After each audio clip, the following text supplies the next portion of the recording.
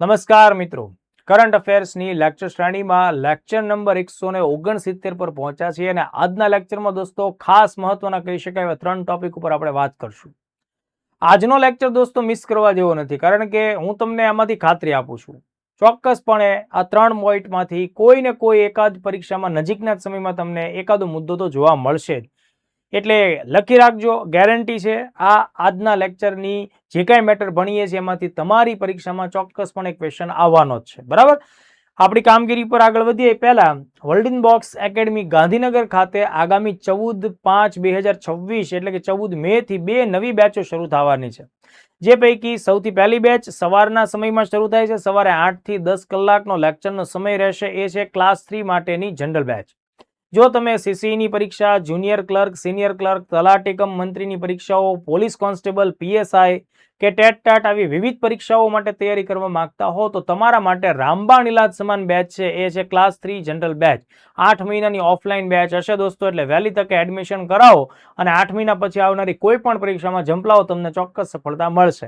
એવી જ રીતે તાજેતરમાં જ આરોગ્ય ક્ષેત્ર સાથે ખૂબ મોટી ભરતી આવેલી છે, MPHW અને FHW. તો આના માટે તેને હાઇબ્રિડ બેચ ઓનલાઈન અને ઓફલાઈન એ મોડ ઉપર 14/5 થી શરૂ થાય છે. આ બેચ રોજના 4 કલાકનો લેક્ચર સાથેની આગળ વધવાની બેચ છે અને 3:30 થી 8 વાગ્યા સુધીની બેચ છે. 7575061818 આ નંબર છે દોસ્તો વર્લ્ડિન બોક્સ ગાંધીનગરનો. તેની પર કોલ કરી અને ડિટેલ માહિતી પ્રાપ્ત કરી શકો છો. ચાલો હવે આપણે આગળ વધીએ આજના લેક્ચરના પહેલા કન્ટેન્ટના મુદ્દા તરફ, અને એ છે પુલિત્ઝર પ્રાઇઝ 2026. દોસ્તો ખાસ ધ્યાન રાખજો, પુલિત્ઝર પ્રાઇઝ ભૂતકાળની ઘણી બધી પરીક્ષાઓમાં પૂછાયેલો મુદ્દો છે, એટલા માટે આ ટોપિક ઓલરેડી PYQ તો છે જ. હવે આ પુલિત્ઝર પ્રાઇઝ છે, કેવી રીતે એમાંથી પ્રશ્નો આવી શકે, તો ખાસ તમારે ધ્યાન રાખવાનું કે ભાઈ પુલિત્ઝર પ્રાઇઝ કયા ક્ષેત્ર સાથે સંકળાયેલું છે અને એ કયા દેશનો એવોર્ડ છે. જનરલી મોટા ભાગે જે આપણે એવોર્ડ ભણતા હોઈએ એ ગ્લોબલ અથવા ઇન્ટરનેશનલ લેવલના હોઈ શકે છે, પણ પુલિત્ઝર પ્રાઇઝ દોસ્તો આંતરરાષ્ટ્રીય કક્ષાનો એવોર્ડ નથી. પુલિત્ઝર પ્રાઇઝ અમેરિકન એવોર્ડ છે અને આ જે એવોર્ડ છે દોસ્તો એ 3 અલગ અલગ શાખાઓ અથવા તો 3 અલગ અલગ ક્ષેત્રોમાં કરેલા ઉત્કૃષ્ટ કાર્યો માટે આપવામાં આવે છે, જેમાં સૌથી વધુ ભાર પત્રકારત્વ ઉપર આપવામાં આવે. પણ પત્રકારત્વ છે એની સાથોસાથ સાહિત્ય અને સંગીતના ક્ષેત્રને પણ ધ્યાને રાખવાનું છે.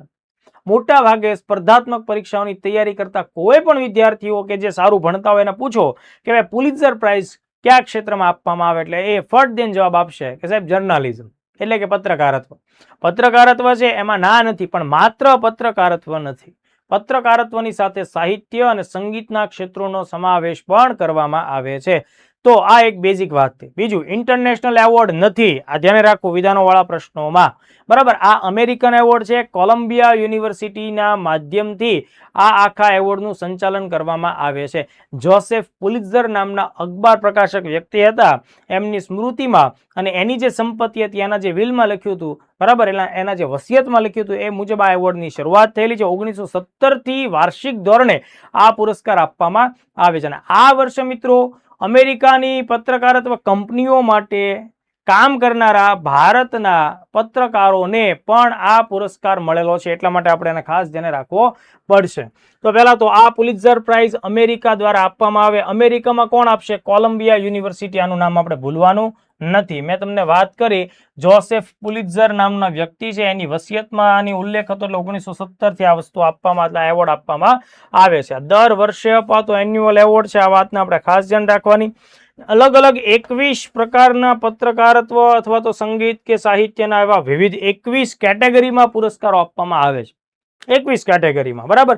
એ દરેક કેટેગરીમાં જે પહેલો નંબર આવે એને ગોલ્ડ મેડલ, અને બાકીના જે લોકો હોય એને પ્રમાણપત્ર ને $15,000 અમેરિકન આપવામાં આવે. પહેલાના સમયમાં $10,000 ઇનામની વાત હતી, પણ પછી 2017 આસપાસ તેમાં ફેરફાર થઈ. તો એ બધું આપણે નહીં ભણીએ તોય ચાલશે. તમે આ 15,000 નહીં યાદ રાખો તો પણ ચાલશે. મેં તમને જે ખાસ મુદ્દા કીધા એ તમારે ધ્યાને રાખવાના, બરાબર.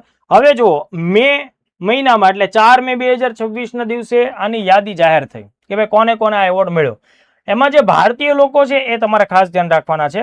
એમાં છે આનંદ RK અને સુપર્ણા શર્મા. આ બંને મિત્રોએ આ બંને પત્રકારો છે, બંને ભારતના છે, પણ એમણે બ્લૂમબર્ગ નામની જે અમેરિકાની ન્યૂઝ એજન્સી છે બ્લૂમબર્ગ, જે રિપોર્ટ તૈયાર કરે છે, એના માટે થઈ અને ટ્રેપ્ડ નામનો એક બહુ મહત્વનો સ્પેશિયલ રિપોર્ટ તૈયાર કરેલો છે. બરાબર, ટ્રેપ્ડ. તો આ ટ્રેપ્ડ જે છે, જો આમાં TRAPPED આ એપ અને ટ્રેપ્ડ એટલે આ રીતે એનું છે. મતલબ આ ડિજિટલ ટેકનોલોજીમાં કેવી રીતે જે ડિજિટલ એરેસ્ટની બધી બાબતો છે, ડિજિટલ સિક્યુરિટીની બાબત છે, લોકોને કેવી રીતે લૂંટવામાં આવે છે, આ બધા મુદ્દાઓ પર આપણે વન કાઇન્ડ ઓફ ડોક્યુમેન્ટરી ટાઈપનો આખો રિપોર્ટ તૈયાર કરેલો હતો, જે હકીકતોથી પ્રેરિત હતો. એટલે એમનો આ જે રિપોર્ટ છે ટ્રેપ્ડ, બરાબર, એ બ્લૂમબર્ગ માટે બનાવ્યો. બ્લૂમબર્ગ ક્યાંની છે? અમેરિકાની મહત્વની કંપની છે, જે ન્યૂઝ એજન્સી ટાઈપની કંપની છે. એટલા માટે અમને પુલિત્ઝર પ્રાઇઝ મળ્યો. એટલે આ બે નામ આપણે ખાસ યાદ રાખીશું, આનંદ RK અને સુપર્ણા શર્મા. હવે બીજી વાત, એ ઉપરાંત પણ અનિરુદ્ધ ઘોષાલ નામના ભારતીય પત્રકારને પણ આ પુલિત્ઝર પુરસ્કાર મળેલો છે. શા માટે? તો કે ભાઈ એમણે પણ અમેરિકાની એક કંપની છે, બરાબર, માસ સર્વેલન્સ અંતર્ગત એણે બહુ ખાસ અગત્યનું કામ કર્યું છે, બરાબર, અને અમેરિકાના સંસાધનોનો કેવી રીતે દુરુપયોગ થઈ રહ્યો છે એ એના મૂળ ટોપિક હતા. તો એ બધી બાબતો આપણા માટે જાણવી જરૂરી નથી. તમારે માત્ર એનું નામ યાદ રાખવું. અનિરુદ્ધ ઘોષાલ, એને પણ આ પુરસ્કાર મળ્યો છે, બરાબર.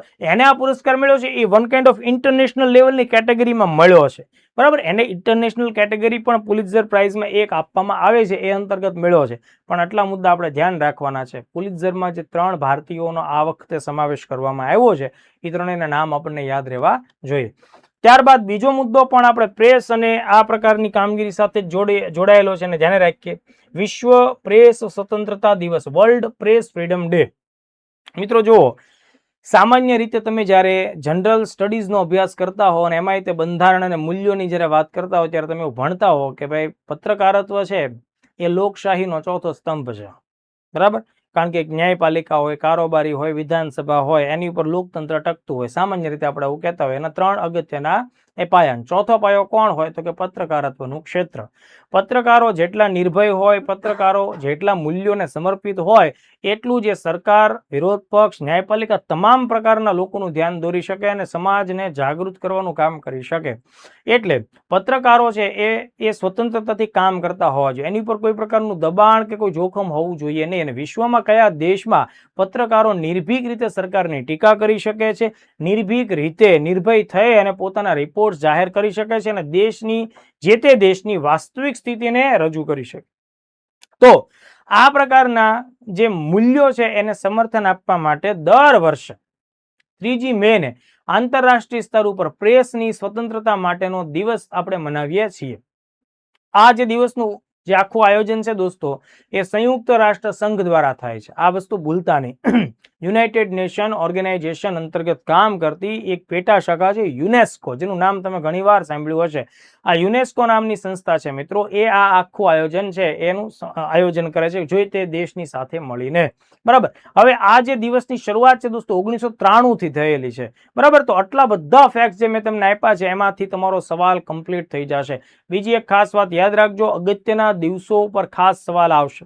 હમણાં જ ટાટ એસ ની જે પ્રિલિમ્સ પરીક્ષા ગઈ તેના 2 MCQ તમે જોઈ લેજો. 2 પ્રશ્નો એવા છે જે દિવસો સાથે જોડાયેલા છે, મતલબ કે કયો દિવસ ક્યારે ઉજવાય છે એ પ્રકારના પ્રશ્નો પૂછાય છે.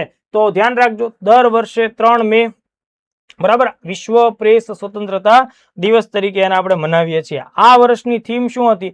Shaping a future at peace, promoting press freedom for human rights development and security.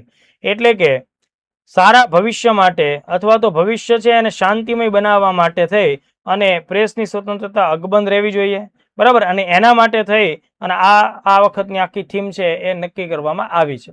મુખ્ય કાર્યક્રમ યુનેસ્કોએ અને ઝામ્બિયા દેશ છે, બરાબર, ઝામ્બિયા દેશ, આ બંને સાથે મળી એટલે ઝામ્બિયામાં આનું ઇન્ટરનેશનલ લેવલનું આ વખતનું આયોજન કરવામાં આવ્યું. એટલે બીજું મેં તમને હમણાં જણાવ્યું એ મુજબ કે ભાઈ 1993 થી આ આખો દિવસ છે એ સ્વીકારવામાં આવ્યો. હવે 3 મે જ શા માટે? બરાબર, તો એનું એક કારણ છે કે આફ્રિકા જે ખંડ છે એના અલગ અલગ દેશોના પત્રકારો સાથે મળીને નામીબિયા દેશની રાજધાની છે વિન્ડહોક, બરાબર, વિન્ડહોકની અંદર પોતે એક ચોક્કસ નિયમો બનાવ્યા હતા પોતાની સ્વતંત્રતા માટે. તો વિન્ડહોક ડિક્લેરેશન 3 મેના દિવસથી અમલમાં આવ્યું હતું 1991 થી. એટલા માટે 3 મેને એઝ ઇટ ઇઝ આંતરરાષ્ટ્રીય સ્તરે પણ સ્વીકારવામાં આવ્યું. તો આ બીજો મુદ્દો કમ્પ્લીટ થયો. હવે ત્રીજો મુદ્દો છે દોસ્તો, એ પણ પ્રેસ સાથે સંકળાયેલો છે. બરાબર, પ્રેસની સ્વતંત્રતા સાથે સંકળાયેલો એક બહુ અગત્યનો દિવસ છે, એક રિપોર્ટ છે જે રેગ્યુલરલી એન્યુઅલ ધોરણે પ્રકાશિત થાય છે. એનું જે નામ છે વિશ્વ પ્રેસ સ્વતંત્રતા અહેવાલ. બરાબર, એટલે કે વર્લ્ડ પ્રેસ ફ્રીડમ રિપોર્ટ 2026. હવે ખાસ મહત્વનો સવાલ એ ધ્યાને રાખવાનો કે આ જે અહેવાલ છે એ કોણ બહાર પાડે. તમને એમ થાય કે સર હમણાં તમે કીધું કે ભાઈ પ્રેસ સ્વતંત્રતાનો દિવસ તો યુનેસ્કો દ્વારા મનાવવામાં આવે, તો બની શકે કે સંયુક્ત રાષ્ટ્ર છે એ જ આ રિપોર્ટ બહાર પાડતું હશે, તો એ તમે ભૂલ કરશો. વિશ્વ પ્રેસ સ્વતંત્રતા અહેવાલ છે દોસ્તો એ રિપોર્ટર્સ વિધાઉટ બોર્ડર્સ, બરાબર, રિપોર્ટર્સ વિધાઉટ બોર્ડર્સ નામનું એક વન કાઇન્ડ ઓફ એનજીઓ જેવી સંસ્થા છે, એ ફ્રાન્સના પેરિસ ખાતેથી કામ કરે છે. બરાબર, તો એના દ્વારા આ રિપોર્ટ પ્રકાશિત કરવામાં આવે છે દર વર્ષે. અને આ રિપોર્ટમાં કયા દેશની અંદર પ્રેસની શું કામગીરી છે અને પ્રેસ ઉપર કેટલું અંકુશ છે, પ્રેસને કેટલું દબાણ છે, બરાબર, પ્રેસને કેટલી સ્વતંત્રતા છે, બધા મુદ્દાઓ ઉપર ફોકસ કરવામાં આવે છે. ઓકે, તો આ વખતનો જે રિપોર્ટ છે દોસ્તો એ આ સંસ્થાએ ઓલરેડી બહાર પાડી દીધો છે. સંસ્થાનું નામ શું આપણે યાદ રાખશો? Reporters without borders. બરાબર, હવે જુઓ 2026 નો જે અહેવાલ છે એમાં ભારતનું સ્થાન ટોટલ 180 દેશોમાં 157માં ક્રમે છે. આ રેન્ક આપણા માટે જાણવો જરૂરી છે. જ્યારે તમે લોકો લોકતંત્ર ઉપર મુખ્ય પરીક્ષામાં લખો છો ત્યારે પણ આ રેન્ક તમને ખ્યાલ હોવો જોઈએ. હું જો ગત વર્ષની સરખામણી કરું તો 2025માં ભારતનું સ્થાન 151મું હતું.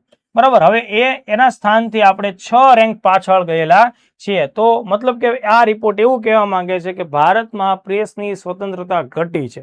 બરાબર, આ રિપોર્ટના આંકડાઓ આ રીતની વાત કરે છે. તો ભારતની જે સ્થિતિ છે દોસ્તો એમાં પત્રકારત્વની જે પરિસ્થિતિ છે એને ધ્યાનમાં રાખતા ખૂબ જ ગંભીર કેટેગરીમાં આવે છે. ગ્લોબલ સ્કોર છે 31.96 ભારતનો એટલો રહ્યો છે. તો આટલા મુદ્દા આપણે ધ્યાને રાખીએ. હવે જુઓ બીજા એક એંગલમાં પણ એમસીક્યુ આવી શકે કે આ જે વિશ્વ પ્રેસ સ્વતંત્રતા અહેવાલ આવ્યો એમાં સૌથી પહેલા નંબર ઉપર કયો દેશ છે? નોર્વે. હવે જો આમ તો નોર્વે અને ડેનમાર્ક, સ્વીડન આવા ઘણા બધા દેશો છે એ માનવ મૂલ્યોની બાબતોમાં આગળ પડતા સ્થાન ઉપર હોય, તો આપણને એમાંથી નામ ભૂલાવાના ચાન્સ પણ રહે. પણ આપણે એમ વાત કરવાની એવી રીતે યાદ રાખવાનું કે નોર્વે દેશમાં પત્રકારોને કોઈ પણ પ્રકારની નો સાંભળવા મળતી નથી. તો નોર્વે છે એમાં નો આવે છે શરૂઆતમાં. બરાબર, તો પત્રકારોને કોઈ પણ પ્રકારનો રિપોર્ટ તૈયાર કરવો હોય તો નો સાંભળવા મળતું નથી. એટલે તમારે આ વસ્તુ હર હંમેશ માટે એટલીસ્ટ 1 વર્ષ માટે તમારે આ બાબતનું શાંતિ થઈ જશે. પછી બીજા ત્રીજા નંબરના દેશોને યાદ નહીં રાખો તો બી ચાલશે. મેં નામ લખીને આપ્યા છે નેધરલેન્ડ અને એસ્ટોનિયા, પણ તમે નોર્વે ઉપર ફોકસ કરજો. સૌથી નબળું અને કહી શકાય કે પ્રેસની ઉપર સૌથી વધારે પડતું દબાણ જે દેશમાં હોય એ આફ્રિકા ખંડનો એક દેશ છે એરિટ્રિયા અથવા ઇરિટ્રિયા. 180માં સ્થાન ઉપર છે. 179માં ઉપર ઉત્તર કોરિયા અને 178 ઉપર ચાઇના છે. તો આટલી બાબત થઈ. અને આ રિપોર્ટ એવું કહે છે કે ભાઈ છેલ્લા 25 વર્ષમાં નબળામાં નબળો રિપોર્ટ અત્યારના સમયે છે. દરેક દેશનું પરફોર્મન્સ ક્યાંક ને ક્યાંક ડાઉન ગયેલું છે. તો આટલા ફેક્ટ્સ દોસ્તો આ લેક્ચરમાં આપણે ખાસ ધ્યાન રાખીએ. એટલે આજનો લેક્ચર છે એમાં માત્ર 3 ટોપિક જ છે, પણ 3 ટોપિક ખૂબ સારા લેવલના છે. તો આવા જ અગત્યના મુદ્દાઓ સાથે આપણે પાછા મળશું. જય હિન્દ, જય ભારત.